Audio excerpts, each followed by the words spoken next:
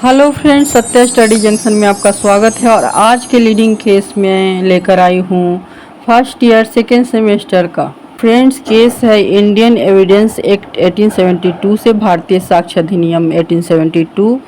और केस है Palvinder Kaur versus state of Punjab. Palvinder Kaur versus Punjab राज्य। पलविंदर कौर अभियुक्त रहता है, अपीलिएंट अपीलार्थी रहता है और पंजाब राज्य रिस्पोंडेंट उत्तरार्थी रहता है।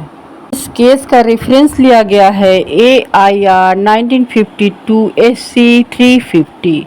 फ्रेंड्स, इस केस में भारतीय साक्ष्य अधिनियम की धारा 24 के अंतर्गत संदेहयुक्त हालात के आधार पर दोषी ठहराए जाने के विषय में विचार किया गया है। और इस केस का फैक्ट ऑफ द केस है, वाद के तथ्य हैं।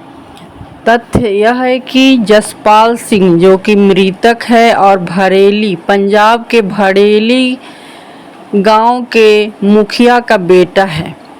और कुछ साल पहले पलविंदर कौर जो कि अपीलार्थी है से उसकी शादी हुई थी, यानी कि जसपाल सिंह की पत्नी पलविंदर कौर है और उसकी शादी हुई थी। और उनके 2 बच्चे भी थे। पलविंदर कौर अंबाला में भरेली हाउस में रहती थी। पलविंदर कौर के कारण जसपाल सिंह के संबंध अपने पिता से अच्छे नहीं थे। वह अपने पिता से प्राप्त भत्ता और दूध बेचकर अपना गुजारा करता था। इस केस में महेंद्र पाल सिंह अंबाला में बलदेव नगर कैंप में स्टोर कीपर था और अपीलिएंट का रिश्तेदार होने के कारण, यानी कि जसपाल सिंह की पत्नी पलविंदर कौर जो कि अपीलिएंट है, उसका रिश्तेदार होने के कारण उसके यहाँ आता जाता रहता था। और कुछ समय पश्चात वह पलविंदर कौर से प्रेम करने लगता है। दिनांक 6/2/1950 को दोपहर में अभियोजन पक्ष के अनुसार महेंद्र पाल सिंह जो कि पलविंदर कौर का रिश्तेदार था और पलविंदर कौर ने मिलकर जसपाल सिंह को, यानी कि पलविंदर कौर का पति को, पोटेशियम साइनाइड दे दिया, यानी कि जहर दे दिया, जिसके कारण जसपाल सिंह की डेथ हो जाती है। महेंद्र पाल सिंह एवं पलविंदर कौर ने जसपाल सिंह की लाश को एक बड़े बक्से में रखकर बक्से को महेंद्र पाल सिंह के अंबाला स्थित मकान में एक कमरे में रख देता है। उस समय उसके साथ अमरीक सिंह एवं करतार सिंह वहाँ के वाटरमैन थे, जहाँ वह सर्विस करता था, वो भी उसके साथ देते हैं। तारीख 16/2/1950 को महेंद्र पाल सिंह जसपाल सिंह के को जीप में रखकर ले जाता है। उस समय उसका घरेलू नौकर त्रिलोक चंद उसके साथ रहता है।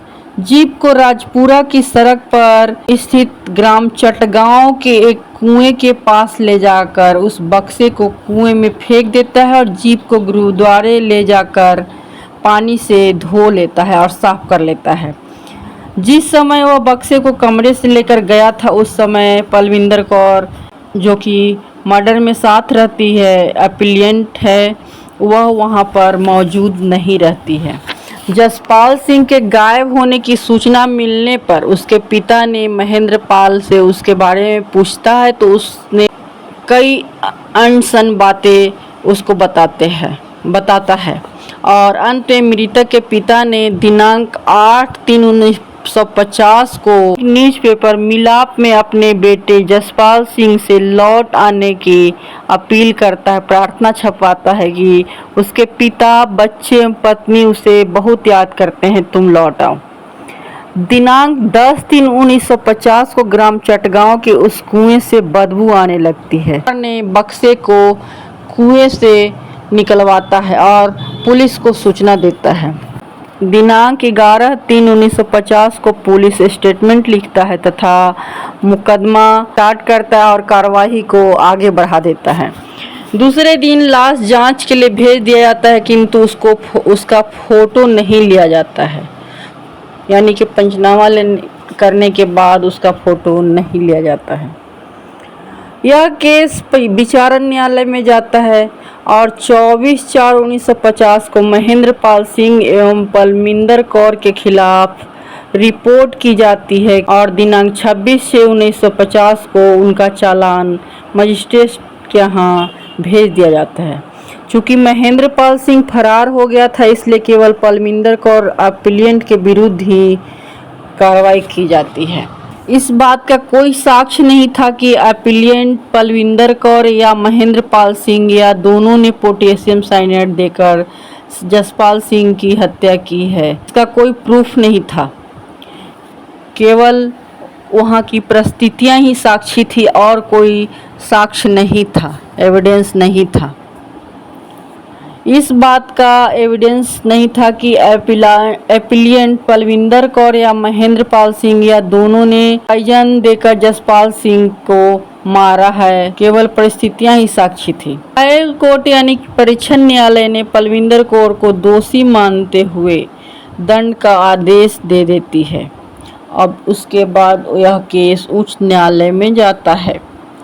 अपीलेंट द्वारा परीक्षण न्यायालय के उस आदेश के अगेंस्ट में उच्च न्यायालय में अपील करता है। न्यायालय के न्यायाधीशगण के मतानुसार यानी कि उनके व्यू के अनुसार जसपाल सिंह की लाश को पहचाना नहीं जा सका था, परंतु उसके कपड़ों से यह पता लग रहा था कि वह जसपाल सिंह की ही लाश थी एवं डॉक्टरी रिपोर्ट में मृत्यु का कारण भी मालूम नहीं हो पाया था और पलविंदर कौर ने स्वयं अपने अपराध को स्वीकार कर लिया था, इसलिए अपील निरस्त कर दी जाती है। केस सुप्रीम कोर्ट जाता है और पलविंदर कौर ने विशेष अनुमति प्राप्त करके उच्च न्यायालय के निर्णय के अगेंस्ट सर्वोच्च न्यायालय के समक्ष अपना अपील प्रस्तुत करती है।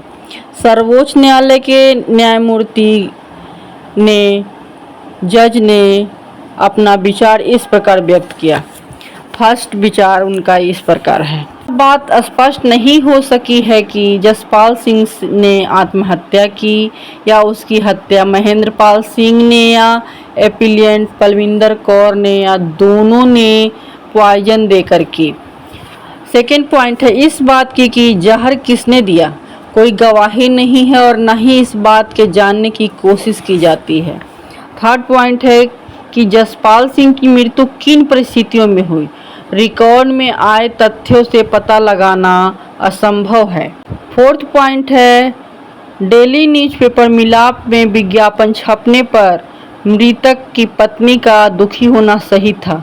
यह भी हो सकता है कि महेंद्र पाल सिंह ने जसपाल सिंह को बलदेव नगर में ही मारा हो और पलविंदर कौर अपीलेंट को इस बात का पता न हो और महेंद्र पाल सिंह ने ही लाश कुएं में फेंक दी हो।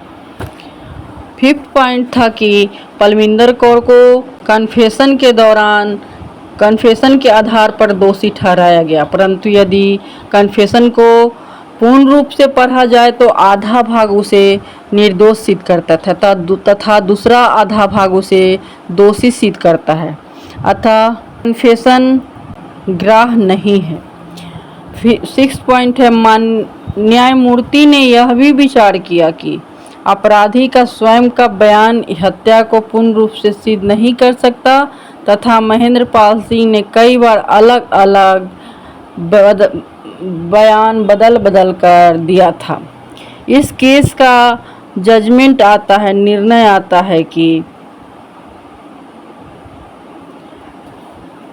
अपीलार्थी पलविंदर कौर एवं अदर्स को दोष मुक्त कर दिया जाता है।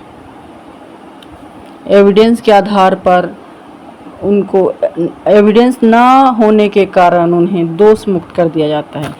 इस केस का प्रतिपादित विधि का सिद्धांत है फर्स्ट, संदेह की स्थिति में अपराधी को दोषी नहीं ठहराया जा सकता। दोष सिद्ध हेतु एविडेंस होना जरूरी है। कन्फेशन पूर्ण रूप से स्वीकार की जानी चाहिए, आंशिक रूप से नहीं। अपील का रिजल्ट छोटी सी परिधि में ही होता है और कन्फेशन उसे कहते हैं जिसमें अपराध को स्वीकार किया जाता है। कन्फेशन का कोई भी भाग यदि अभियुक्त को निर्दोष साबित करता है तो वह कन्फेशन मिसेबल या ग्राह्य नहीं है। तो दोस्तों केस डिस्कशन कैसा लगा कमेंट करके बताएं, और अच्छा लगे केस डिस्कशन तो हमारे चैनल को सब्सक्राइब करें। मिलते हैं नेक्स्ट वीडियो में, तब तक के लिए बाय बाय।